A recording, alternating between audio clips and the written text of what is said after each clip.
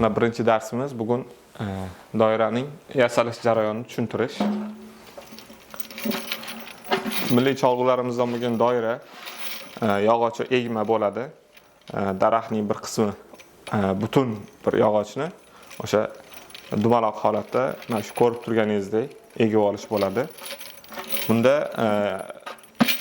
juda mustahkam klaylar ishlatiladi, chunki doira egiladi, baribir keyinchalik to'ylarda bu qizdiriladigan o'sha terisi juda qattiq qisadigan holatga keladi. Bunga chidab berish kerak.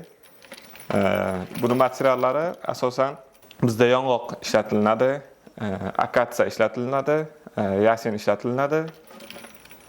Xo'sh, halqalari zarbli halqalar bo'ladi. O'sha shtampovoy deyiladi. Biz rus tilida, bizda zarbli halqalar.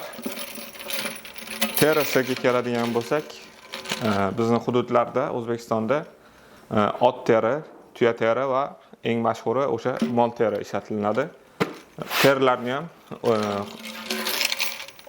ishlov berish jarayonlari, o'zining mashaqqatlari, o'zining sir asrorlari bor, xuddi doira kabi.